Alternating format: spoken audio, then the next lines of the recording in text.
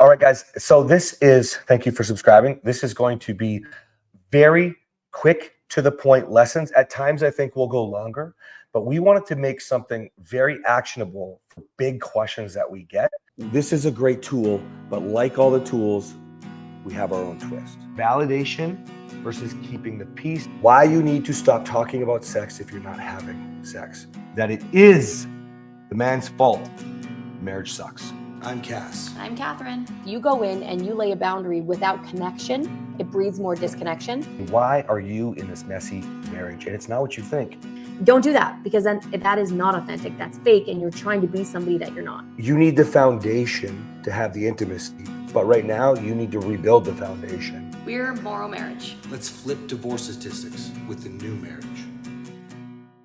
Now, not too long ago, we did an episode where you talked about how once a cheater, always a cheater is a thought mentality. And I actually had a man DM me, and he was in tears yesterday. I was listening to it, and he was just, he's a characterological cheater. And that's where that statement would come from, right? Like if somebody cheats, they're always going to do it. It's who they are, mommy, daddy issues, abandonment issues, coping, blah, blah, blah, blah, blah. Okay. Now this put this man in tears.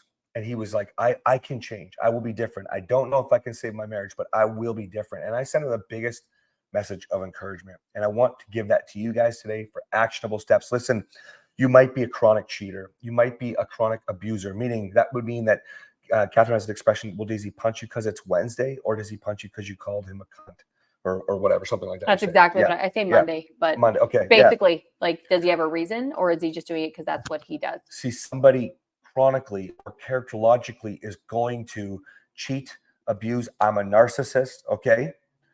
But here's the thing, and this is the encouragement I wanted to share with him, and I wanted to share with you guys. There is power in that same episode, which I think he missed because he was hurting so bad. Kathryn, this is the lesson I want you guys today. Kathryn said, but listen, a narcissist can change. A cheater can change. An abuser can change. It's in the way that you love them and inspire them. Doesn't mean you must stay with them. But Kathryn, honey, baby cakes, will you give them the lesson for that? It was a beautiful lesson. I want to hit it home. Situational versus characterological. Yeah. And then how they can inspire their partner if you've got a chronic cheater, or if you're not leaving because you have kids, but he hits you. If you're dealing with a narcissist who just doesn't have the reality checks that we would teach. Okay. So first of all, I just want to say that if you are in physical danger, sexual danger, get out. It doesn't mean that it needs to be over, but you need to get out. You need to get yourself and your children to safety, period. Doesn't mean that you need to divorce your husband. There are differences between situational issues and characterological issues. Like my wonderful husband just said, characterological means it's built into their character, like narcissism. Does it mean that he cannot change from narcissism? No, it means that it takes more effort and more support. I was not physically abused. I was sexually abused.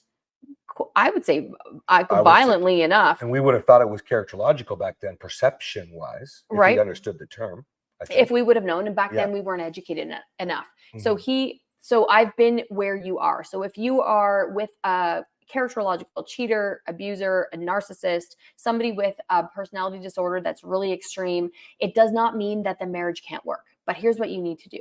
So when it is characterological, it means that they do it, like he said, because it's a Monday. It's not because of anything that you did. When it's situational, it means that you played a part in it. If you don't want to believe that, then you need to do a little bit of work, because someone who is situationally abusive, it happens because of the situation. They get triggered, you get triggered. There is no victim. Even though one person might hit the other person, the person that didn't get hit probably called a name. So if he would have called me a name back when he was characterologically emotional violent and I hit him, we're both victims. I'm a victim because he called me a name. He's a victim because I hit him. Is either one of them worse? Well, you need to decide that. And certainly physical violence and sexual violence can be worse than emotional violence, but it doesn't have to be. But some people would prefer to be emotionally abused. I would have rathered that he would have hit me than all of the things that he said and did. Right. Okay. It just depends on you, guys. That's right. Yeah. So when it comes to something that's characterological, do you need to leave? You might need to leave depending on the severity of what's happening, but that doesn't mean that it's over. And what do? Well, you need to show up as someone who is going to be able to love them, because this person who has characterological issues may or may not have been born with it. There are studies and research that shows that it happens. Trauma happens when you are in your mother's womb. So It's crazy, but it's true. True. So with these people that have these characterological issues, now if you are dealing with someone who is like at the extent of sociopath or psychopath, you need to be a lot more careful. But if it's just, I'm using air quotes right now if you're not watching on YouTube, if it's just a narcissist and there's no sociopathy and he's not displaying psychopathic tendencies, then I think that you can probably get through if there's no physical violence. Okay, even though it's characterological, what do? You show empathy, you show up, and you stop being codependent. You make sure that you are the person that you need to be. You're going to need outside resources to do that. As someone who is a codependent, you probably cannot grow into the strong person that you need to be. Can I just set boundaries pause real quick? Yeah, go ahead. This is really important for you to understand. No matter who you're with and how bad they're hurting you, you chose them, which means some people just do not want to acknowledge this because you're in that victim state. And I understand you've been hurt. Okay. I'm not trying to credit or discredit any of that. What I'm trying to say is you are responsible for your choices. You picked them because you have shit to work on. That's right. Right. See, Kathryn will say the same thing. She didn't deserve any of the abuse that she got from me. None of it. And of course I know that. But something was up me to not recognize and to be with someone and allow someone to penetrate that bubble.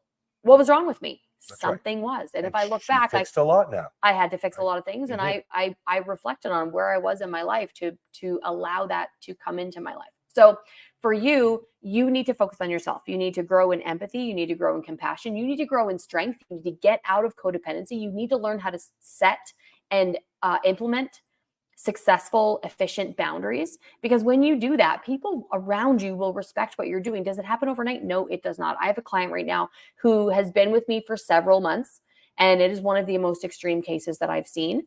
And what is happening now is she's setting more boundaries. She's growing in her strengths. She's a better mom. She's not associating herself with his choices. And all of a sudden, we have a breakthrough. So if you're with someone, and guys, she's done Kathryn's program, my Momentum program on the app. She is involved with the women community, even to some of the like her husband is characterologically emotionally violent. Mm-hmm. He's not physically violent, but he's been very physically threatening. He's got substance abuse problems. So did she leave? No, she didn't. It's a very privileged way of thinking to say, you should leave. You don't deserve this. She can't leave. She's got a gaggle of children and she loves them and she can't have him raising them.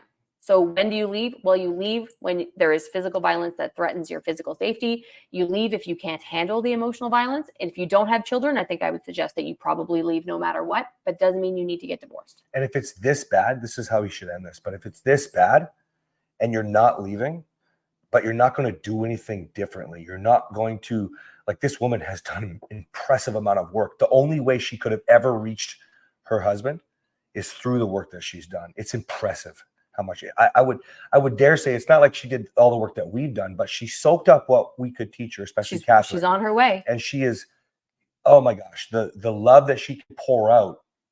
I mean, you have to understand, if you're not going to do the fucking work, then you should probably fucking leave. That would be how I would end this episode. When to leave? Well, if you're not going to do it, then fucking make a decision. Don't keep victimizing yourself over and over and over again. Yeah. Okay, guys, I hope you enjoyed this first one. Keep in mind, you can send your questions on the podcast now, and so that we will use that for these episodes as well. All right, guys, see ya. Bye.